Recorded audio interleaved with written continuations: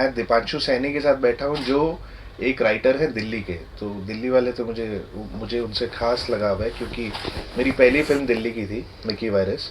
और इन्होंने एक बुक लिखी है जिस बुक का नाम है माई वाइफ्स डायरी। तो एक तो दिल्ली वाले, ऊपर से किताब ऐसी लिखी है जिसका टाइटल है माई वाइफ्स डायरी।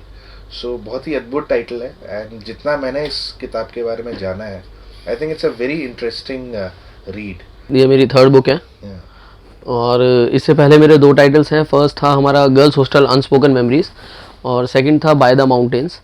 उसके बाद मैं बहुत टाइम से इस टाइटल पर लिखना चाह रहा था, तो finally it's with me right now, my wives diary. और ये मेरा एक ड्रीम प्रोजेक्ट का हिस्सा है। एक्चुअली मेरे मन में 2 सब्जेक्ट चल रहे थे, अगर मैं आपको सच्चाई बताऊं तो, जिन पे मैं 2 बुक्स लिखना चाहता था, बट मैंने उन दोनों को कंबाइन करके उसको एक बुक में टर्न कर दिया। मेरे बहुत सारे फ्रेंड्स हैं मुझसे अभी ये पूछने लग गए हैं, बट इसका कोई रिलेशन है नहीं, इट्स फिक्शन कम्प्लीटली। और हाँ, मुझे अप्रूवल लेना पड़ा था, बहुत ज़रूरी था मेरी वाइफ से अप्रूवल लेना, but yes it's completely fiction. कौन वाइफ की डायरी कौन पढ़ता है? So it's a very interesting thing. और इस बुक का ट्रेलर यूट्यूब पे है। अगर आप यूट्यूब में इसका ट्रेलर देखें तो आपको एक ग्लिम्स मिलेगी इस बुक के बारे में। तो एक ऐसे आदमी की कहानी है जो अपनी बीवी की डायरी बाई चांस बेडरूम में ढूंढ लेता है, और जब वो उसे पढ़ने लगता है तो उसको इसकी बहुत सारी रहस्य, बहुत सारी मिस्ट्री पता चलती है। आगे क्या होता है ये जानने के लिए पढ़िए my wife's diary by Deepanshu Saini.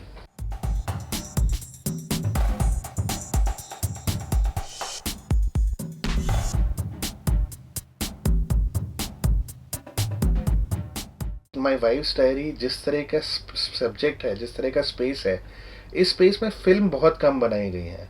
मैंने ये बुक पूरी तरह पढ़ी नहीं है, but I will be definitely be interested to look and see if I can make a film out of it. And इस स्पेस में डिजिटली भी ये वर्क करता है। ये बुक उस तरह भी वर्क करती है कि ना सिर्फ दिल्ली या मुंबई में समझ में आएगी, ये बुक इंटरनेशनली भी सब जगह समझ में आती है।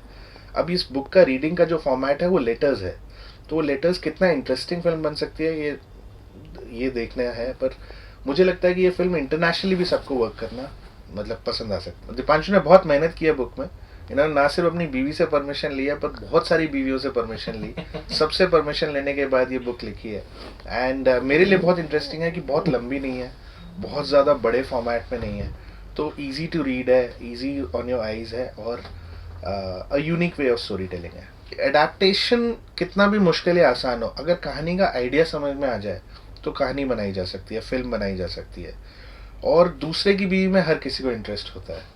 So my wife's diary is something which can really work in my mind. तो बाकी ये देखना है कि इसको कितनी लंबा बनाया जा सकता है, कितनी इंटरेस्टिंग बनाया जा सकता है, और क्या क्या किया जा सकता है। बॉलीवुड थोड़ा अप्रेंसिव है बीवियों का रोल करने के लिए, तो देखना पड़ेगा। और वो भी ऐसी बीवी जिसकी बहुत सारी शैतानियाँ, बहुत सारे एडवेंचर्स हैं, तो देखना पड़ेगा how well we write it. Once we write it then we'll go for the casting. And मैं ये कह रहा हूँ कि इसकी कोई लिमिटेशन नहीं है। हम इंडिया की क्यों बात करें, ये विदेशों में भी जा सकती है, तो कोई ऐसा भी आ सकता है जो ग्लोबली नोन एक्टर हो। मैंने उसका कोई फिल्म अडेप्टेशन सोचा नहीं था, सर ने होप दी है, बट अगर हाँ, अगर स्क्रिप्ट सर को पसंद आती है और इसको उस हिसाब से हम मूवीज़ के अंदर किसी फिल्म में कन्वर्ट कर सकते हैं, तो कैरेक्टराइजेशन सोचने का काम मेरे सबसे बेहतर डायरेक्टर कर सकते हैं, मेरे से बेहतर। मैं कोई नाम अभी कह दूं, शायद मैं उसे जस्टिफाई ना कर पाऊँ।